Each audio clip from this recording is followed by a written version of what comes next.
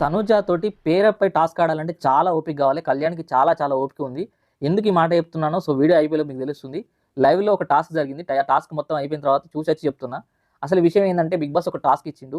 Final వీక్‌లో ఎవ్వరి గురించి నెగెటివ్‌గా మాట్లాడొద్దనుకుంటే ఈ తనుజ అసలు ఉండనిచ్చేలా లేదు. ఎంతసేపటికి గొడవ ఏదో సింపుల్ టాస్క్ బిగ్ బాస్ ఒక టాస్క్ ఇచ్చిండు ఆడమని. ఇమానుయల్ మంచిగా ఆడుకుందాం, ఫన్నీగా ఆడుకుందాం అన్నాడు. గేమ్ మంచిగానే ఆడుతూ మంచిగానే స్టార్ట్ చేసిర్రు. ఎంతసేపు తనుజ వాళ్ళ వైపు వాళ్ళు గేమ్ సరిగ్గా ఆడలేరు, వాళ్ళు కిందేసిర్రు, వాళ్ళు మీదేసిర్రు అని సంచాలకులు చేయాల్సిన డ్యూటీ మొత్తం తనుజ చేసింది. తను చేసినాక అక్కడ ఆ గేమ్ వాళ్ళు ఆడుతుంటే వాళ్ళ వైపు చూస్తూ ఇక్కడ కళ్యాణ్ ఆగం పట్టించింది.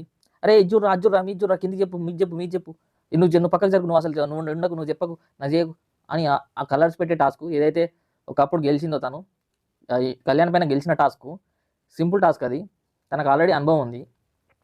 ఆల్రెడీ గెలిచేదాకా పోయి లాస్ట్లో మొత్తం ఆగం చేసేసి ఓడిపోయినందుకు కూడా పెద్ద విషయం కాదు. ఎందుకంటే పర్ఫార్మర్ ఆఫ్ ద డే అని చెప్పి బిగ్ బాస్ ఒక అన్ని టాస్క్లు పెట్టేసి ఆల్రెడీ వీళ్ళు ఆడిన టాస్క్లు ఒకటి తర్వాత ఒకటి పెట్టేసి ఎవరైతే టాప్ పర్ఫార్మర్ ఉంటారో ఆ రోజుకు సంబంధించి వాళ్ళ పర్ఫార్మర్ ఆఫ్ ద డే చేసేసి వాళ్ళ ఫ్యామిలీ నుండి ఒక మెసేజ్ లాగా బిగ్ బాస్ ప్లాన్ చేసిండు.